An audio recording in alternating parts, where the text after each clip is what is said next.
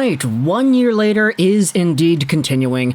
Last time we had talked about a guy that wasn't necessarily at the forefront of all of our thoughts regarding this draft, but who established himself a very big spot on the map of the hockey world after getting taken third overall and putting up the numbers he did last year. It was Logan Cooley, Arizona Coyotes guy. We had talked about how he bested Shane Wright in the draft, and now he is probably going to challenge Bedard for the Calder, but today what I wanted to do was talk about the guy who was number one, go over the player who doesn't have a Calder shot anymore because he already played his rookie NHL season. You know him, you love him, we've been talking about his breathing techniques, Hashira style the entire summer. Let's talk today about Montreal Canadiens forward, Juraj Slafkovsky, and go over where things are 1 year after the draft. Now, we've already made the 1 year later sort of video regarding the Slafkovsky and Wright argument. That was a video we made at the end of the season, but when it comes to Juraj and his development, there is a little bit extra we can add on to the discussion based off of stuff we had learned the past few weeks here. So when it comes to this player, obviously most of you are familiar with his build. He's 19 years old, 6'3", 238, left-handed guy, left-wing player, drafted by the Montreal Canadiens in the first overall spot in 2022. In his 21-22 season, he was a pretty good player on the international scene. He played for Team Slovakia at the World Championships, he played for them at the Olympic Games, and he was a goal-scoring beast. We saw the offensive productivity, we saw how he was able to stack up against men, and overall it was a very good showcase. This is what bolstered Juraj Slafkovsky and his draft stock, his performance at these international tournaments.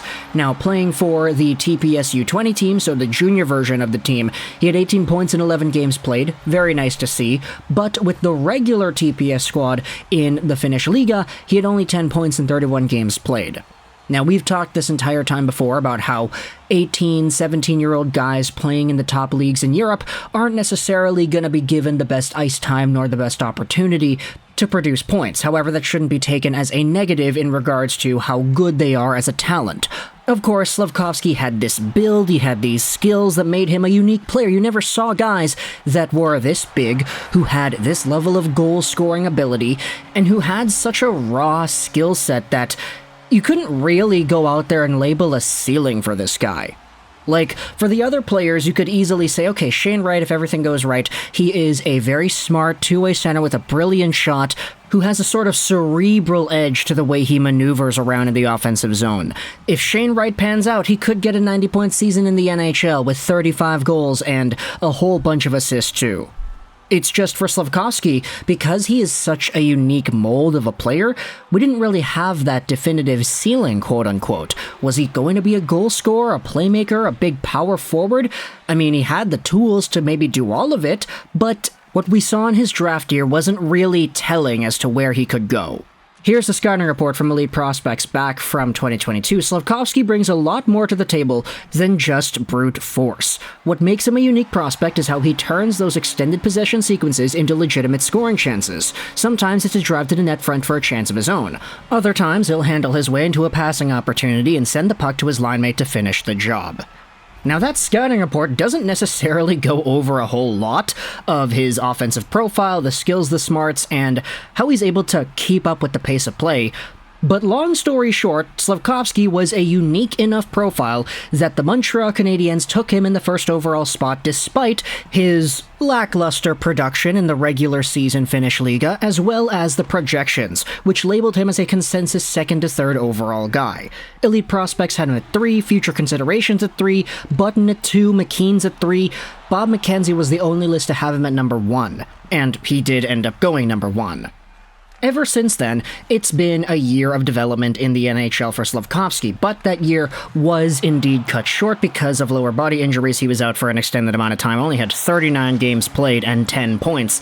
This is also why I sort of refused to make the X player just had the worst first overall rookie season in X amount of years video this time around. We did it with Hughes, we did it with Lafreniere, got a whole bunch of views, but part of the reason why that was an okay video to make, I feel, was because those guys were genuinely struggling in what was closer to a full season's worth of play. I know Jack Hughes had a bit of a setback because COVID-19 took over the world, and Alexis Lafreniere played in the shortened season, but those guys were touted first overall picks that were supposed to be first overall. They went first overall, they had their seasons, and they happened to be poor in comparison to other first overall rookie years. Owen Power the next season didn't even play in the NHL right away, so it didn't really make sense to talk about him. And then for Slafkovsky, because he got slowed down by injuries and he wasn't the consensus first overall, I didn't really feel it was appropriate to talk about him in the same way we had talked about Hughes and Lafreniere. You could say it's Habs bias, you could say it's whatever else, but long story short, we had talked about Slafkovsky throughout the entire season, and he was okay. I mean, 10 points, 39 games, it's not amazing, it's not that bad either. He was 18 the entire season, and it's not like he was producing like crazy in the Finnish Liga anyways the prior year. And when it came to deployment, Slafkovsky was getting around 11 minutes of time on ice per game, which isn't a lot, but it's good enough to see a guy transition into the NHL properly at least. And so for Juraj, there is a lot of question marks still heading into this upcoming year. We had already talked about the issues plaguing his game in 22-23, how he had his head down a lot of the time, how he was getting hit like crazy, how he's got to get a bit more confident to make bigger and bolder plays, how he has a safety to his game. It's almost like he was playing not to mess up, rather than to create offense and actually impact the game in the ways a first overall pick probably should be able to do so. But as we had said, Juraj Slafkovsky was not your run-of-the-mill first overall pick. This was not your franchise center who was dominating his junior league and who had all the offensive skill in the world and was going to come into the NHL and tear things up. This is an experiment, an experimental power forward with a really good shot and good playmaking instincts once in a while, who had such a strange profile ever since getting drafted that now all we got to do is hope that his conditioning is able to keep up for next season, that his decision-making and his ambition on the ice is able to take the next step to the point that he's actually starting to create offense and getting in scoring positions and shooting the puck more and getting on net like he did at the Olympic Games and at the World Championships, because we know that against men, Juraj Slafkovsky can succeed. It's just the NHL's a bit faster, it's a bit stronger, it's a bit bigger, and so when he's getting leveled out because he's got his head down, he's not paying attention, guys like Marco Rossi, 5'9", are going out there and laying Slafkovsky out, then we kind of have to hope that for next season at 19 years old, the foundation he had built from last year is able to carry over and support him for a stronger role in next season's worth of play. It's going to be tough because for Juraj, I mean, we had already talked about the breathing techniques, how he's expanded his lung capacity by 20%, and how, in theory, this should be able to extend his stride, make him a little bit quicker, faster, accelerate better. But then again, theory can only take you so far, right? So it's really going to boil down to what we see on the ice next season for Juraj. This is definitely one of the stranger videos I've had to go out there and make for the 1 Year Later series, because there just isn't that much meat on the bone here. After already being somewhat of a questionable first overall pick, Slafkovsky had a year that was slowed down by injuries, so half the sample size is gone. And he didn't really have that spectacular of a year on the ice anyway.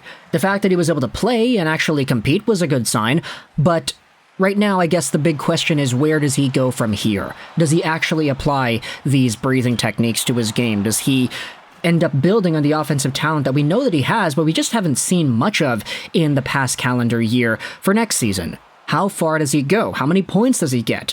Last season he was on pace for around 21 points in a season, so this upcoming year, if he gets 30 points, is that a disappointment? Is that what we're expecting? If Juraj Slafkovsky goes out there and gets 40 points, is that realistic? Let me know your thoughts in the comment section below about where we go with Juraj Slafkovsky as a fan base. Where do the Montreal Canadiens decide to put him? Do they put him in the top 6? Do they still give him limited minutes, 12-ish minutes of time on ice per game? Do you want to see him get a bigger role? Do you think he's ready for that?